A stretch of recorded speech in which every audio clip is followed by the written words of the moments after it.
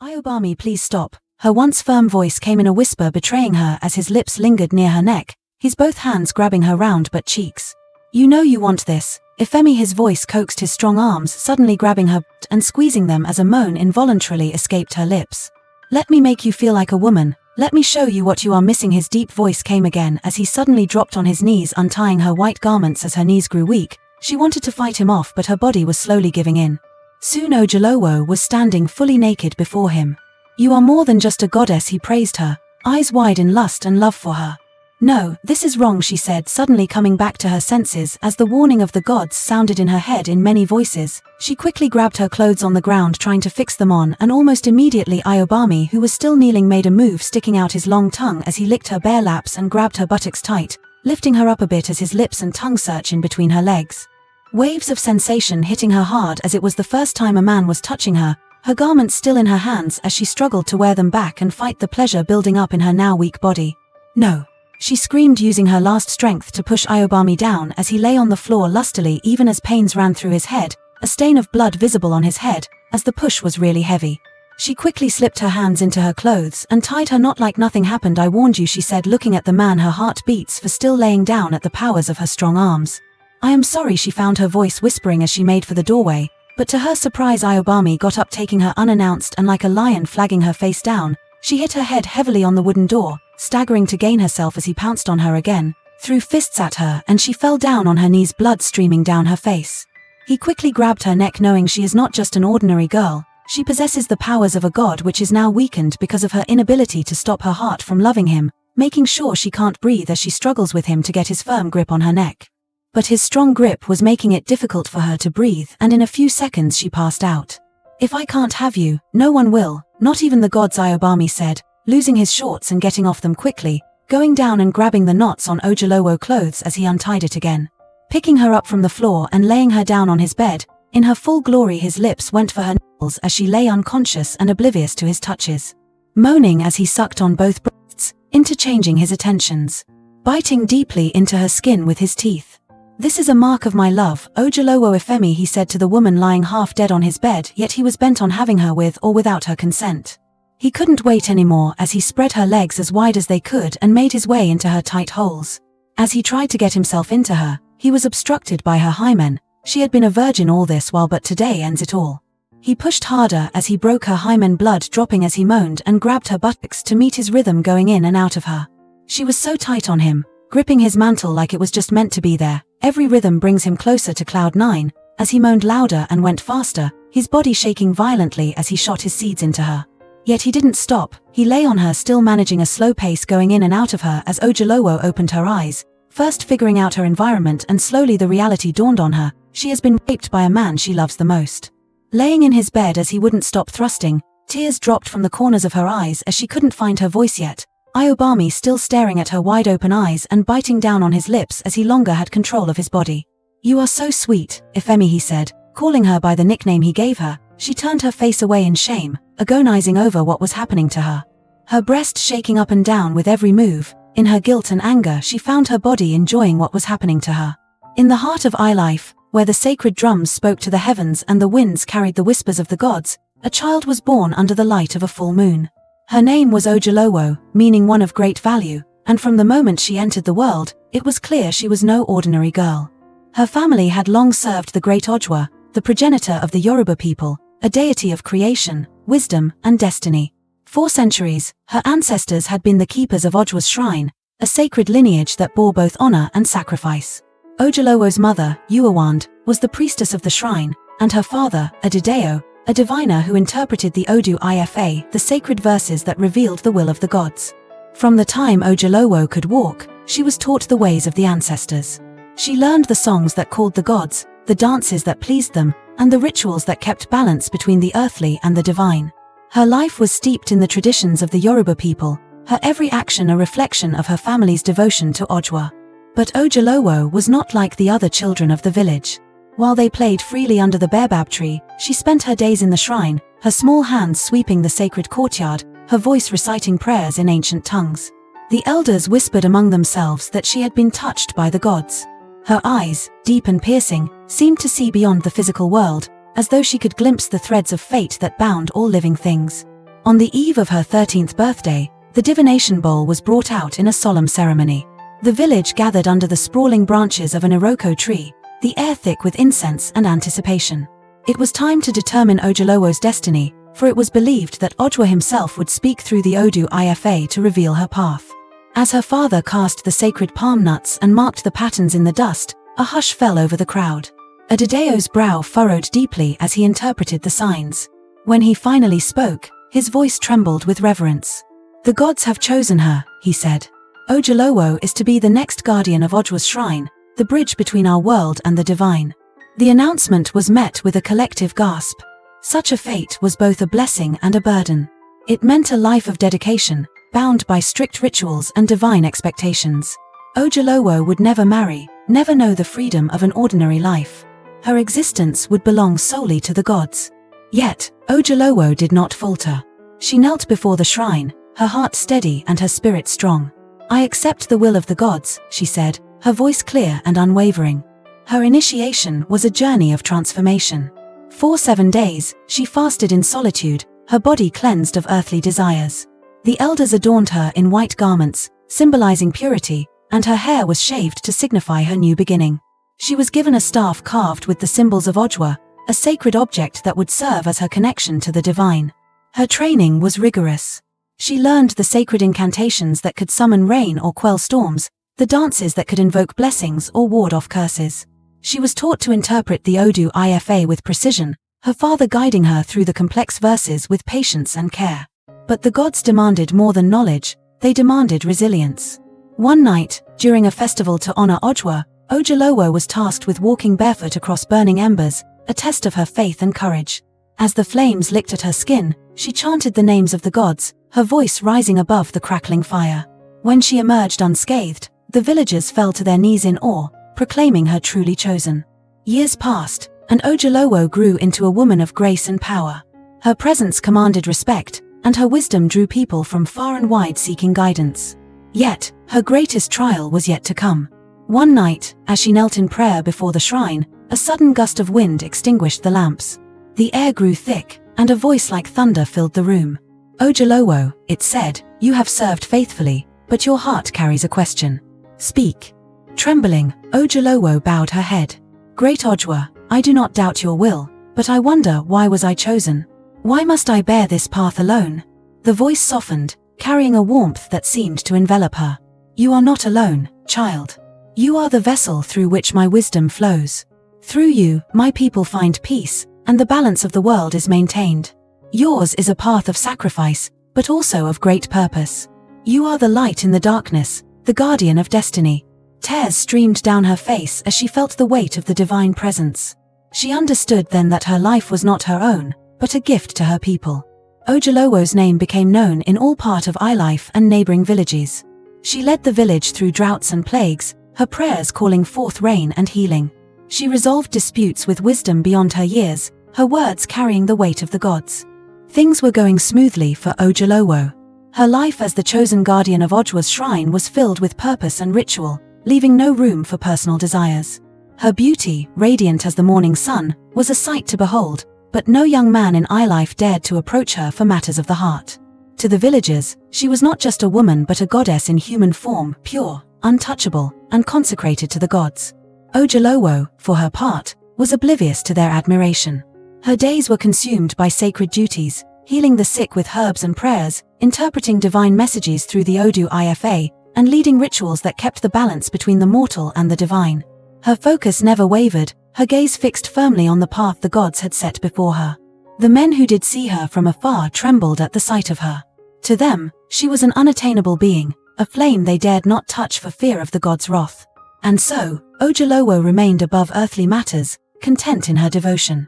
One day, during the season of harvest, Ojaloo was sent by the village elders to a neighboring town, Igbooba, to deliver blessings for a successful yield. She walked with grace and purpose, accompanied by a small procession of maidens who carried gifts for the gods of the neighboring village.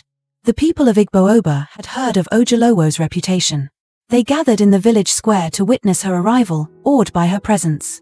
Clad in her flowing white garments and adorned with sacred beads, Ojaloo looked every bit like the goddess she was believed to be.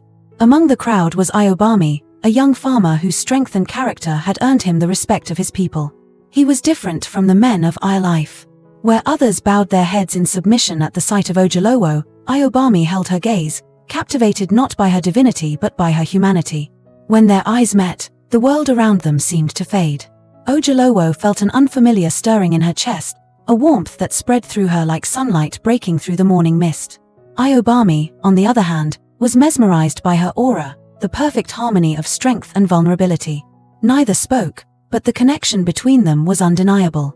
That evening, as the villagers celebrated the harvest with feasting and music, Ayobami found himself drawn to the shrine where Ojaloo offered prayers. He waited at a respectful distance until she finished her devotions.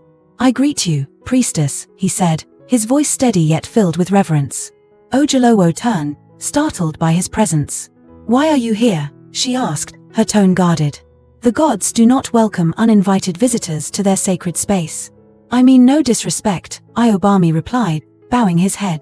"I only wish to speak with you." Ojaloo hesitated. No man had ever approached her in such a manner. Yet, there was something in Ayobami's demeanor, earnest and unafraid, that intrigued her. "Speak, then," she said, though her voice lacked the sternness she had intended. "I know who you are," Ayobami began, "and I know what you mean to your people. But when I look at you, I do not see only the chosen of the gods. I see a woman of great strength and compassion. And I see someone I cannot stop thinking about." Ojaloo's heart raced. She should have chastised him, reminded him of the sanctity of her vows. But instead, she found herself drawn to his honesty, his courage to voice what others dared not even think. "You speak boldly," she said, a small smile tugging at her lips. "I only speak the truth," Ayobami replied. From that night, something shifted in Ojaloo's world. Though she tried to maintain her focus on her duties, her thoughts often drifted to Ayobami, the way his voice carried strength, the warmth in his eyes, the sincerity of his words. She found excuses to visit Igbooba more often, always under the guise of performing her sacred duties. And each time, Ayobami was there, waiting. Their encounters became more frequent, though always in secret. They would meet under the cover of night, away from prying eyes and the judgment of the gods. They spoke of their lives, their dreams, and the weight of their responsibilities. "I was not meant to fall in love," Ojaloo confessed one night, her voice heavy with guilt. "My life belongs to the gods. To love you is to betray my vows.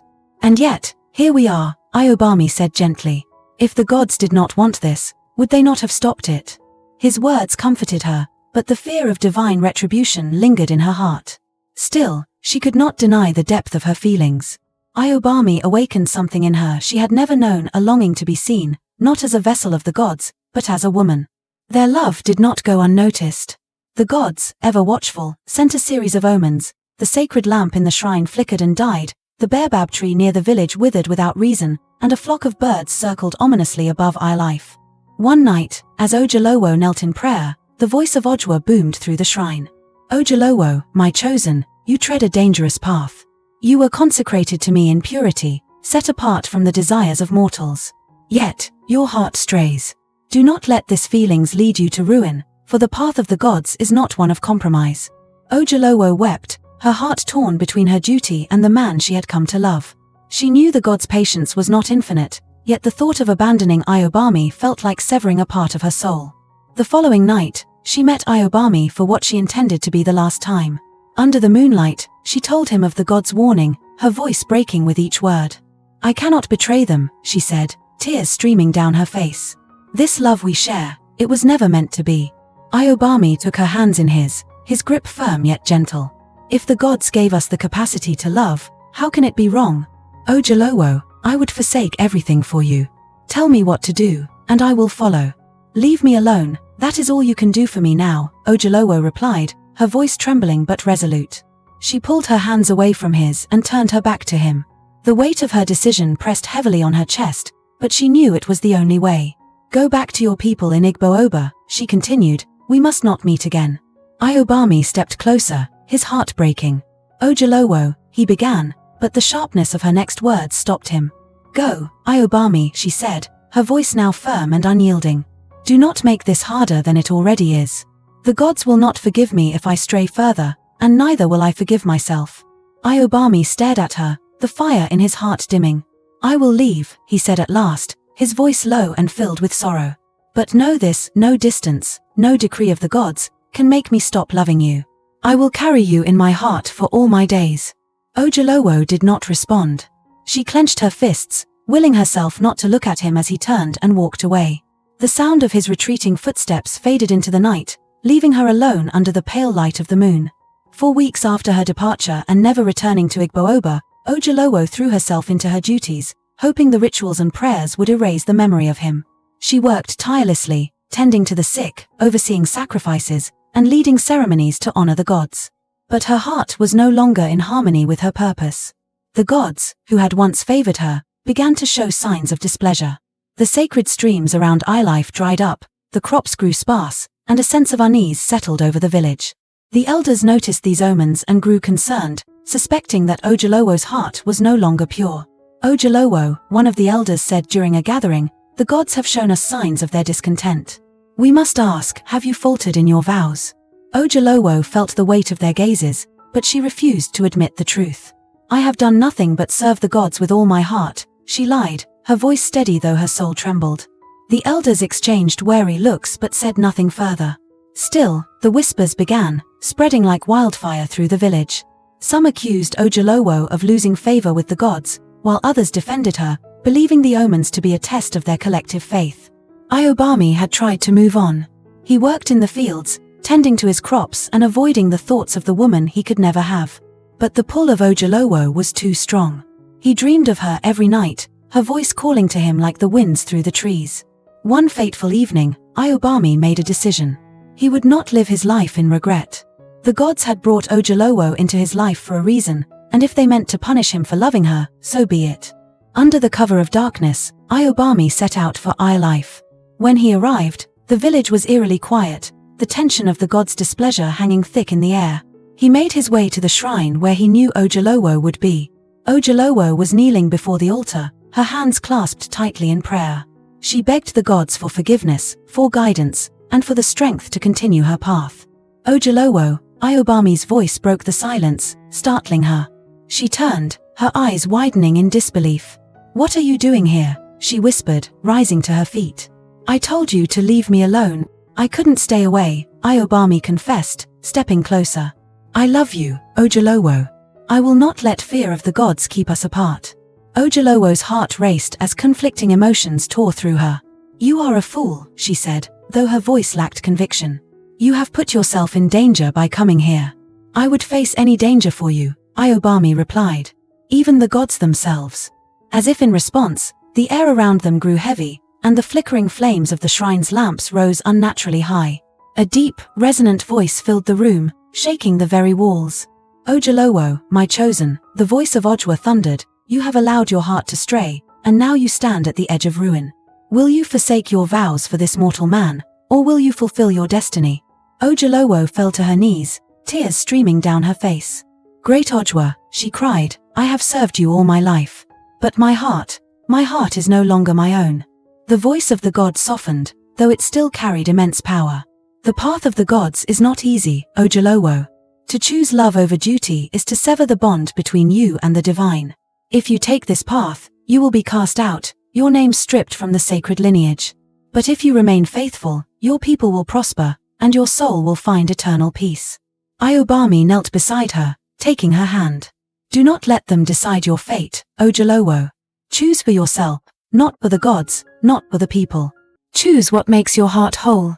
Ojaloo looked at him, her tears mingling with the anguish in her soul. She realized that no matter what choice she made, a part of her would be lost forever. She closed her eyes and took a deep breath, ready to make her decision.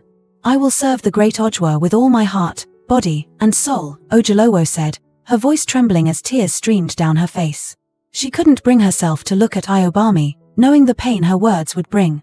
Her heart ached, but the fear of defying the gods outweighed her love. She glanced at the flickering flames on the altar, feeling the weight of her divine vows pressing down on her shoulders. Iobami's heart shattered into 1,000 pieces. He staggered back, his breaths uneven, as though the very air had been pulled from his lungs. "Ojaloo," he whispered, his voice filled with anguish. "You fear the gods so much that you would sacrifice your happiness, and mine? Is this what they demand of you?" Ojaloo closed her eyes, unable to face him. It is not about fear, Iobami. It is about duty, about honor. If I turn away from Ojwa now, the wrath of the gods will not fall on me alone. My family, my village, they will all suffer for my selfishness. I cannot bear that weight. But what of your heart? Iobami cried, stepping closer. What of the love we share? Does that mean nothing? It means everything, Ojaloo said, her voice breaking. Which is why I must let it go. You must leave, Iobami. If you love me as you claim, then you will respect my decision and go before the gods punish us both. Iobami stood frozen, his fists clenched at his sides. He wanted to argue, to fight for her, but the finality in her voice told him it was futile. The gods had already won. With a heavy heart, he turned to leave, his footsteps echoing through the shrine. As he reached the doorway, he paused. I will go, Ojaloo, he said, his voice low and filled with sorrow. But know this, I will love you until my last breath. The gods may have claimed you, but they will never own my heart. And with that, he disappeared into the night, leaving Ojaloo alone in the dim light of the shrine, her sobs filling the silence. The gods, appeased by Ojaloo's unwavering devotion, restored balance to the village. The sacred streams began to flow again, the crops flourished, and the air of unease lifted. The people of Ilife praised Ojaloo for her dedication, oblivious to the heartbreak she carried within her. But the gods, ever watchful, saw her pain. Ojwa appeared to her in a dream one night, their voice neither harsh nor gentle but filled with a quiet authority. Ojaloo, you have proven your loyalty, and for that, you have secured the blessings of the gods upon your people, Ojwa said. But know this, sacrifices of the heart leave scars that time cannot heal. You have chosen the divine path, but it is a lonely one. Bear it with strength, for your resolve will be tested again. When Ojaloo awoke, she felt the weight of Ojwa's words pressing down on her spirit. She had done what was required, but her heart remained a battlefield. In Igbooba, Iobami tried to forget about Ojaloo, but his love for Ojaloo burned brighter with each passing day. He spent hours in the forests, seeking solace among the trees and the whispers of the wind. But no matter how far he wandered, he could not escape her memory. One evening, Iobami stood before the sacred grove of his village, the place where the gods were said to dwell. In his desperation, he cried out, if the gods of Ilife have claimed her, then let me speak to my own god. Is love so sinful that it must be punished? Must devotion to the divine come at the cost of the human heart? The wind stirred, and the trees rustled as though the gods were listening. But no answer came, leaving Iobami to wrestle with his anguish alone. Back in Ilife, Ojaloo continued her duties with the same grace and diligence as before. But the spark in her eyes had dimmed, replaced by a quiet sorrow that only she could understand. The villagers revered her more than ever, but the life of worship she once embraced now felt like a chain. Despite the distance and her resolve, Ojaloo often found her thoughts drifting to Iobami. In her dreams, she saw him standing in the forests, his voice calling out to her, his love unwavering. The gods had demanded her heart, but they could not erase the love that lingered within it. And as the seasons passed, Ojaloo realized that while she had chosen duty, her story with Iobami was far from over. Years passed, and the rhythm of life in Ilife continued, marked by the cycles of planting, harvest, and devotion to the gods.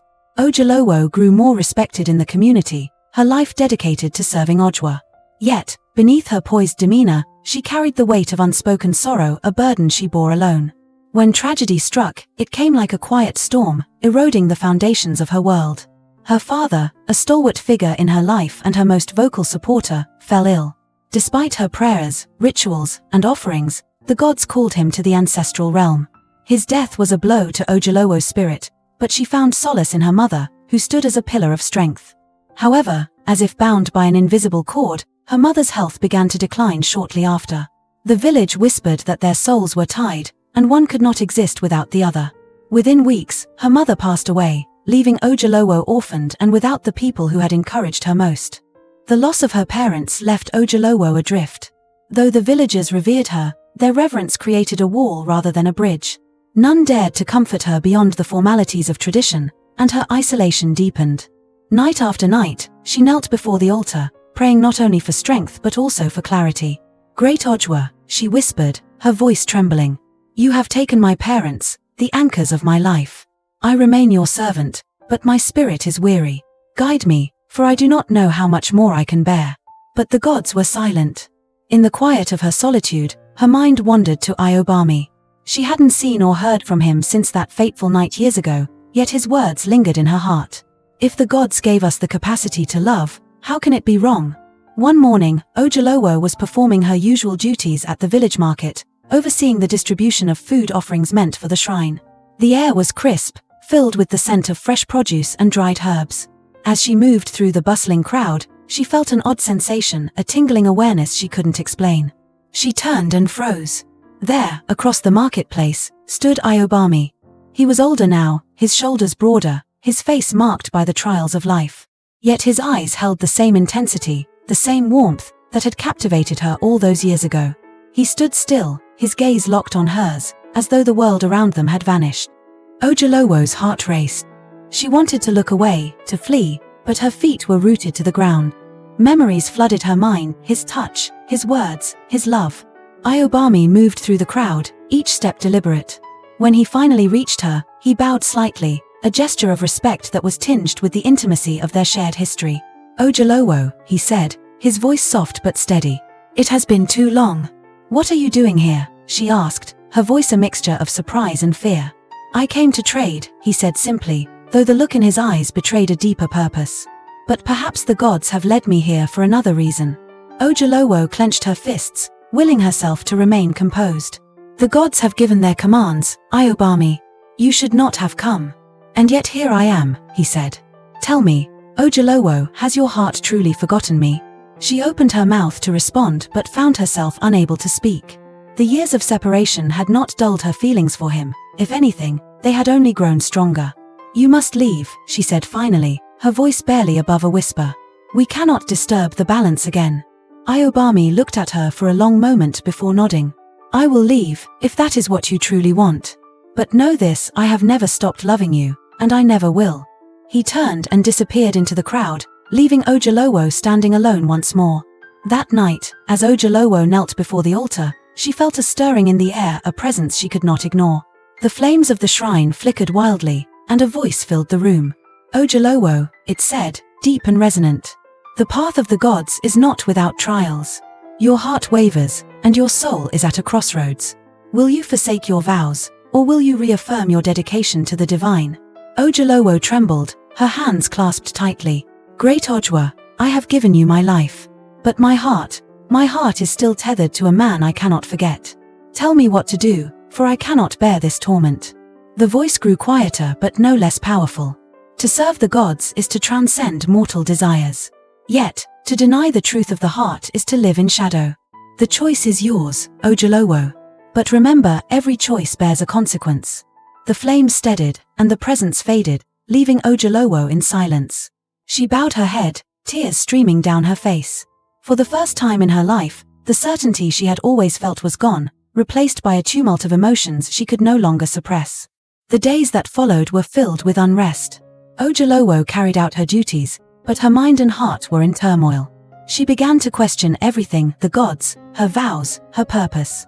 One evening, unable to bear the weight of her thoughts, she left the shrine and wandered into the forest. The cool air and the rustling leaves offered a small comfort, but her heart remained heavy. As she walked, she heard a familiar voice call her name. Turning, she saw Ayobami standing beneath a tree, his expression filled with both hope and sorrow. "Ojaloo," he said, stepping closer. "I couldn't leave without seeing you one last time." She looked at him, her heart aching with the conflict that had consumed her. "Ayobami, why do you persist? You know the gods will not allow this." "Perhaps the gods are testing us," he replied. "Perhaps they want us to fight for what we truly believe in." Ojaloo's resolve began to crumble. For the first time, she wondered if Ayobami was right. Could love, even forbidden love, be part of her destiny? "I came because I know you as a woman, Ojaloo," Ayobami said softly, his voice steady yet filled with concern. "You just lost your parents, and I wanted to know how you are carrying on. I wanted to make you smile, even if only for a moment, before I leave." Ojaloo's composure broke, and she fell to her knees, tears streaming down her face. The weight of her grief, her responsibilities, and her isolation all came crashing down. No one had ever dared to ask her how she felt, not the villagers who revered her, not even the elders who saw her as the embodiment of divine will. She was a healer, expected to mend others, but she was broken within. Ayobami knelt beside her, hesitating for a moment before pulling her gently into his arms. At first, Ojaloo resisted, trying to pull away, but her strength failed her. She allowed herself to collapse against his chest, her sobs muffled against him as his strong arms enveloped her. "I don't know what to do, Barmy," she whispered between her tears, her voice raw with vulnerability. He stroked her back softly, his touch both soothing and protective. "Everything will be all right, Ifemi," he said, using the endearing name he had always called her. For a moment, time seemed to stand still. Ojaloo let herself feel something she had not allowed in years: comfort, safety, and love. Iobami didn't push or demand, he simply held her, letting her release the emotions she had kept bottled up for so long. After a while, he leaned back slightly, his gaze meeting hers. "Come to Igbooba, to my place, sometimes," he said, his tone earnest. "If the burden becomes too heavy, you don't have to carry it alone. Even if you don't love me anymore, I still do. I always will. I'll be here for you, Ojaloo." Her tears slowed, and she looked at him, her heart torn between her vows and the undeniable solace she found in his presence. For years, she had been taught to view love as a distraction, something that would weaken her devotion to the gods. But now, as she knelt there with Iobami, she wondered if love might also be a source of strength. Iobami's words lingered in Ojaloo's mind long after he left. She returned to the shrine, her duties waiting for her as always, but something had shifted. Her hands trembled as she prepared offerings for Ojwa, her thoughts consumed by the memory of his embrace and the way he had called her Ifemi. Could she find a way to reconcile the love she felt for Iobami with her sacred vows? Or was she destined to live a life of unending sacrifice, denying her heart for the sake of the gods? The days passed, but Iobami's invitation gnawed at her resolve. Finally, unable to resist the pull, putting on her white garment and looking at the mirrors to ensure she looked beautiful, she made her way to Igbooba under the cover of night.